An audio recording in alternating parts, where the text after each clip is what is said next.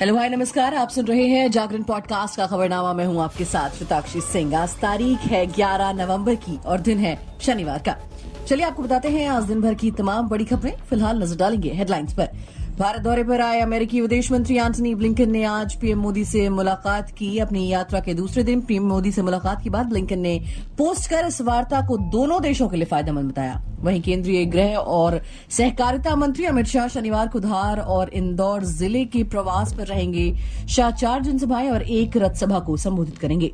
वहीं मध्य प्रदेश के विधानसभा चुनाव के लिए भाजपा अपने संकल्प पत्र में खुशहाल मध्य प्रदेश देने के वादे के साथ कांग्रेस के वचन पत्र का जवाब भी देगी। भोपाल में भाजपा के राष्ट्रीय अध्यक्ष जेपी नड्डा भाजपा का ये संकल्प पत्र जारी करेंगे। वहीं भाजपा के पूर्व अध्यक्ष और देश के रक्षा मंत्री राजनाथ सिंह आज यानी 11 नवंबर को छत्तीसगढ़ के चुनावी दौरे पर आ रहे हैं। वो दुर्ग की पाटन विधानसभा में जनसभा को संबोधित करेंगे। पाटन से मुख्यमंत्री भूपेश बघेल स्वयं चुनाव लड़ रहे हैं। यूपी में योगी आदित्यनाथ ने इस बार दिवाली को ऐतिहासिक बनाने के लिए बड़ा निर्णय लिया है। आज यानी 11 तारीख को होने वाले अयोध्या दीपोत्सव में 21 लाख दियों को सफलतापूर्वक प्रज्वलन करने का वर्ल्ड रिकॉर्ड बनाया जाएगा। अब नजर डालते हैं बाकी की अपडेट्स पर। 10 नवंबर को जोरदार बारिश होने के बाद दिल्ली का प्रदूषण बेहद कम हो गया। वहीं दक्षिणी राज्यों में 11 नवंबर तक भारी बारिश रहने की संभावना है। इस बीच भारत विज्ञान मौसम विभाग ने जम्मू कश्मीर और हिमाचल प्रदेश में छिटपुट भारी बारिश के साथ बर्फबारी की संभावना जताई है। आईएमडी ने अपडेट जारी कर बताया कि दक्षिण प्रायद्वीपीय भारत में 14 नवंबर से पूर्वी लहर के कारण बारिश का एक नया दौर शुरू होगा। मौसम विभाग ने 10 से 16 नवंबर तक दिल्ली का मौसम अपडेट जारी किया है, जिसके मुताबिक दिल्ली के अगले 7 दिनों तक साफ आसमान और हल्का कोहरा रहने की संभावना है। बता दें कि बारिश के बाद 24 घंटे के अंदर दिल्ली का एयर क्वालिटी इंडेक्स यानी कि AQI 158 अंकों की कमी के साथ दर्ज हुआ। अगली खबर की तरफ बढ़ते हैं। दिल्ली के पूर्व उप मुख्यमंत्री मनीष सिसोदिया को दिवाली से पहले अदालत से बड़ी राहत मिल गई है। आज यानी छोटी दीपावली के दिन मनीष सिसोदिया अपनी बीमार पत्नी से मिलने घर पहुंचे हैं। हालांकि अब उनके घर में उनकी जगह पर आतिशी रहती हैं और पहले यहीं पर सिसोदिया का सरकारी आवास था। सिसोदिया को अदालत ने कई शर्तों के साथ पत्नी से मिलने की इजाजत दी है। आबकारी घोटाले से जुड़े मनी लॉन्ड्रिंग मामले में आरोपित दिल्ली के पूर्व उप मुख्यमंत्री मनीष सिसोदिया और आम आदमी पार्टी के राज्यसभा सदस्य संजय सिंह की दिवाली इस बार जेल में मनेगी। राउज एवेन्यू कोर्ट ने मामले में गिरफ्तार आप नेता संजय सिंह की न्यायिक हिरासत शुक्रवार को 24 नवंबर तक बढ़ा दी। वहीं सिसोदिया को उनकी बीमार पत्नी से 6 घंटे के लिए मिलने की अनुमति दे दी। विदेशी खबरों की बात करें तो इजराइल और हमास जंग का आज 35वां दिन है और इजराइल रक्षा बल की 401वीं ब्रिगेड ने शनिवार को लगभग 150 आतंकवादियों को मार गिराया है। बता दें कि आईडीएफ ने उत्तरी गाजा में हमास के गढ़ों पर नियंत्रण कर लिया है। एक्स पर अपडेट देते हुए आईडीएफ ने कहा कि ऑपरेशनल अपडेट 401वीं ब्रिगेड ने लगभग 150 आतंकवादियों को खत्म कर दिया और उत्तरी गाजा में हमास के आतंकवादी गढ़ों पर नियंत्रण हासिल कर लिया। इस टारगेट में हथियार उत्पादन साइट, लॉन्चिंग स्टेशन, एक भूमिगत नेटवर्क शामिल है। समाचार एजेंसी एएनआई के मुताबिक आईडीएफ ने लेबनान में हिजबुल्लाह से संबंधित कई आतंकवादी ठिकानों पर भी हमला किया। आईडीएफ ने कहा कि ये हमले पिछले दिनों किए गए प्रक्षेपणों के जवाब में किए गए हैं। अगली खबर की तरफ बढ़ते हैं। अमेरिका के जनगणना ब्यूरो का अनुमान है कि विश्व की जनसंख्या 8 अरब के पार पहुंच गई है। इसमें कहा गया है कि जनसंख्या वृद्धि धीमी होने की दीर्घकालिक प्रवृत्ति जारी है। हालांकि लंबी आयु के साथ कम जन्मों की भरपाई हो जाती है।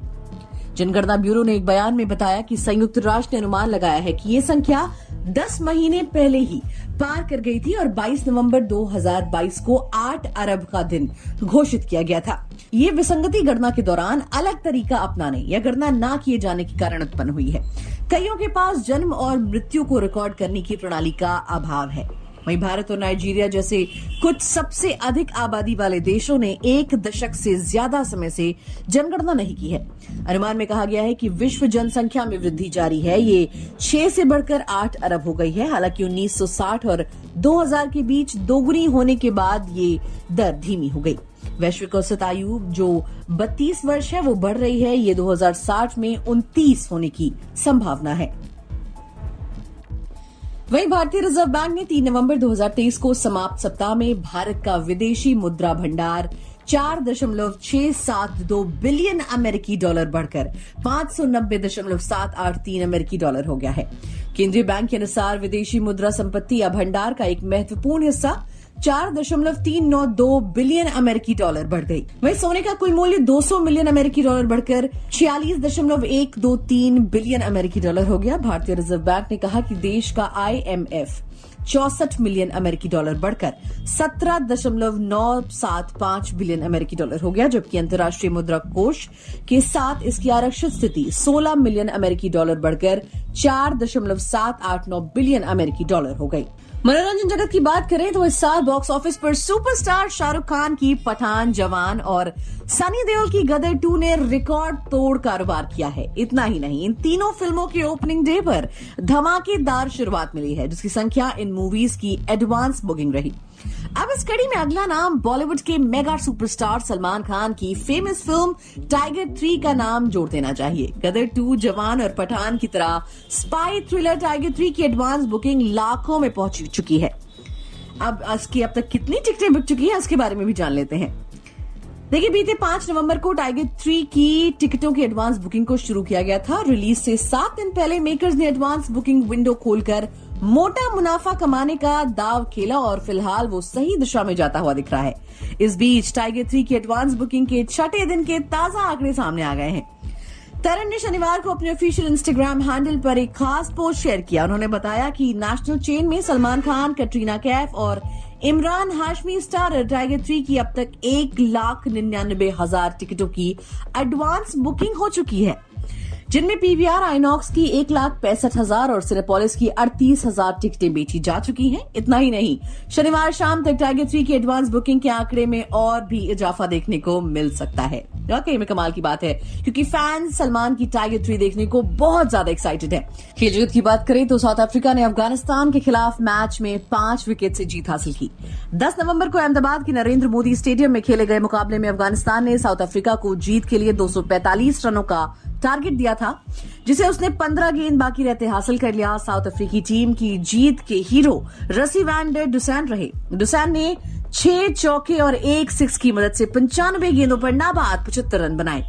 एंडिले फहलुक्वायो ने भी 37 गेंदों पर नाबाद 29 रन की पारी खेली, जिसमें 3 छक्के और 1 चौका शामिल रहा।